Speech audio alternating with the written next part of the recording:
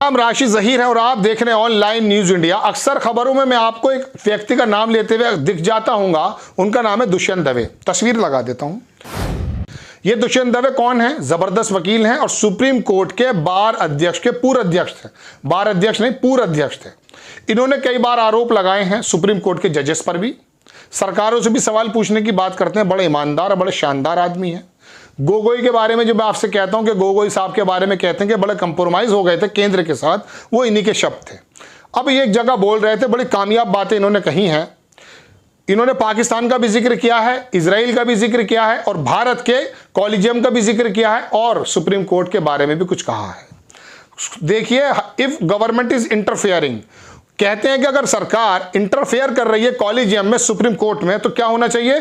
Judiciary has to strike back, उनको जवाब देना चाहिए।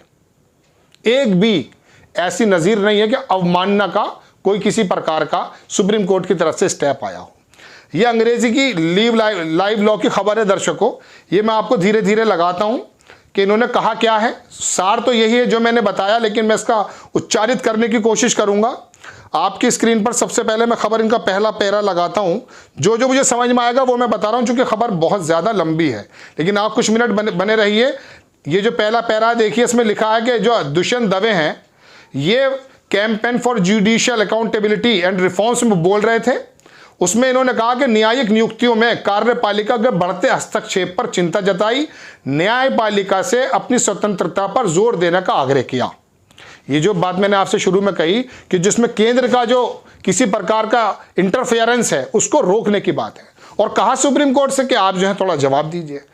आगे लिखता है अखबार कि यदि सरकार, आप देख लीजिए अंग्रेजी में लिखा हुआ है, मुझे हो सकता है मैं कुछ ऊपर नीचे शब्द पढ़ जाऊं, आप देखिए हिंदी में यही कह रहा है कि सरकार अगर इंटरफेयर करती है तो न्यायपालिका की ओर से जवाब भी कार्रवाई करने की पूरी जिम्मेदारी है।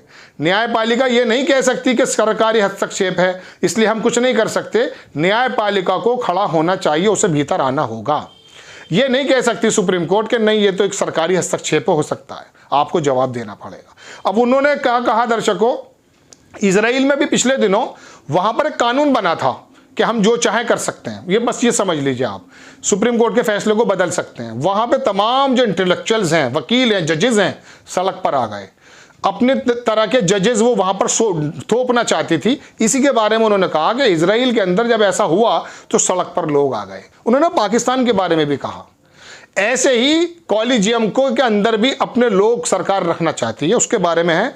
अंग्रेजी में लिखा है कि न्यायपालिका पर हमलों के खिलाफ इजराइल में विरोध प्रदर्शन का उदाहरण देकर भारतीय स्थिति के विपरीत चित्र बनाकर अपने संबोधन की शुरुआत की। आगे लिखता है अखबार दर्शकों कि इजराइल के प्रधानमंत्री उनकी दक्षिणपंथी सरकार के साथ अपनी संसद में कानून पारित करना चाहते थे। ये कहने के लिए संसद के पास अंतिम शब्द होगा। सर्वोच्च न्यायालय किसी भी फैसले को रद्द करने का अधिकार होगा और यह कि सरकार अकेले फैसला करेगा कौन जज बनेगा। इजराइल में लाखों लोग इसके खिलाफ जो है खड़े हो गए।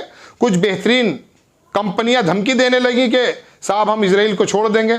सिविल सोसाइटी के सदस्य, जज, वकील, राजनेता, कार्यकर्ता, हर कोई हथियारबंद है। शहर इजराइल ने बड़े पैमाने पर प्रदर्शन देखे। इजराइल के राष्ट्रपति ने अपनी कैबिनेट और अपने पीएम से कहा कि आप एक संवैधानिक और सामाजिक आपदा की ओर बढ़ रहे हैं। हमारे यहां भी सड़क पर आया है कोई, कॉलेजियम के जजेस बात कर रहे हैं बार बार।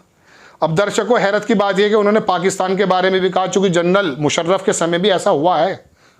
देखिए, लिखता है अखबार कि पाकिस्तान में न्यायपालिका को नियंत्रित करने के लिए जनरल मुशर्रफ की तानाशाही के दौरान किए गए प्रयासों के खिलाफ पूरे बार ने लड़ाई लड़ी थी। क्या पाकिस्तान का एग्जाम्पल कोई पत्रकार, कोई नेता दे सकता है इस समय? अगर पाकिस्तान का शब्द निकाल देगा विपक्ष का कोई नेता, उसे फौरन वो अफगानिस्तान का बना देंगे। इस कदर तैयार बैठा है आईटी सेल कि आप पाकिस्तान का नाम तो लो, इन्होंने कहा दुष्यंत दवे ने। अब दर्शकों, इन्होंने बहुत सारी बातें कही हैं, अलग अलग चीज हैं। उन्होंने ये भी कहा कि जजों के अंदर हस्तक्षेप जो आप कर रहे हैं ये गलत है। हिंदू मुस्लिम के बारे में भी कहा कि यहां पर बहुत लोगों को गिरफ्तार कर लिया जाता है, विपक्षी नेताओं को गिरफ्तार किया जा रहा है, मामूली आधार पर जमानत से इनकार किया जा रहा है। यहां तक कि स्टैंड अप कॉमेडियन को भी प्रधानमंत्री के बारे में मजाकिया टिप्पणी करने के लिए जमानत से वंचित किया जा रहा है, आपको याद है। तो दर्शकों, बड़ी लंबी खबर है, लेकिन बात यह कि दुष्यंत दवे अपनी बात रखते हैं, बड़ी कामयाब बात रखते हैं। और सुप्रीम कोर्ट के बारे में जब उन्होंने कहा, उन्होंने कुछ जजेस की तारीफ भी की। मैं पढ़ रहा था, उन्होंने कहा कि बहुत सारे कॉलेजियम प्रणाली लागू है, देख लीजिए, फिर भी अकील कुरैशी, मैंने आपको बताया था अकील कुरैशी मध्य प्रदेश से थे, उनको सुप्रीम कोर्ट नहीं बुलाया गया था, जबकि कॉलेजियम ने उनका नाम भेजा था।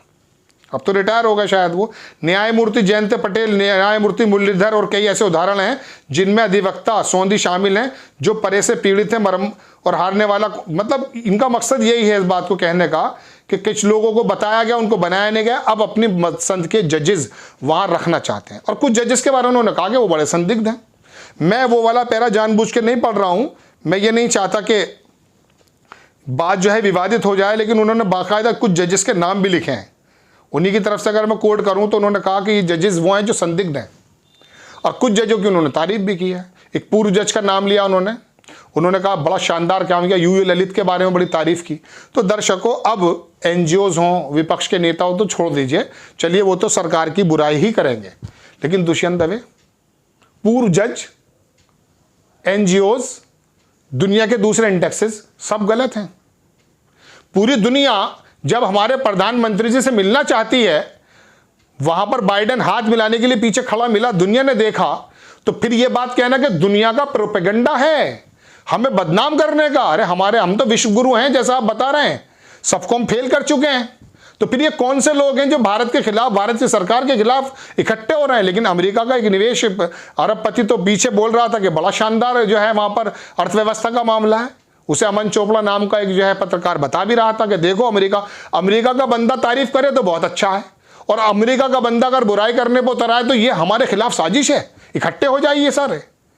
इस तरह का जो ये विक्टिम कार्ड खेलने की कोशिश की जा रही। अब ये जो दुष्यंत दवे हैं, उम्र के इस पड़ाव में आकर के ये क्या कांग्रेस से संचालित है, ये विपक्ष से संचालित है?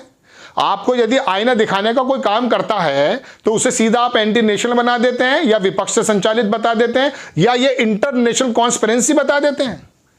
दर्शकों, बहुत बड़ा नाम है दुष्यंत दवे, मुझे खबर बहुत अच्छी लगी, मुझे लगा ये आपके सामने आनी चाहिए, और बड़ा लंबा है उनका लेख है, आप जाकर देख सकते हैं। उसको लाइव लॉ ने छापा है पूरा। अल्पसंख्यक समुदाय जिस तरह चुनौतियों का सामना कर रहे हैं उसे देखें। अब अल्पसंख्यक समुदाय के खिलाफ तमाम तरह की घटनाएं हो रही हैं। कथित जबरन धर्मांतरण के नाम पर बड़ी संख्या में मुस्लिम ईसाई गिरफ्तार हो रहे हैं। न्यायाधीश इसे रोकने में असमर्थ हैं, उन्हें महीनों और सालों तक जमानत नहीं मिलेगी, ये लिखा है, आपकी स्क्रीन पर लगा दिया है मैंने कहा ना, मैं इनका जो भी पैरा उठाकर देख रहा हूं, जबरदस्त चीज निकल कर आ रही है।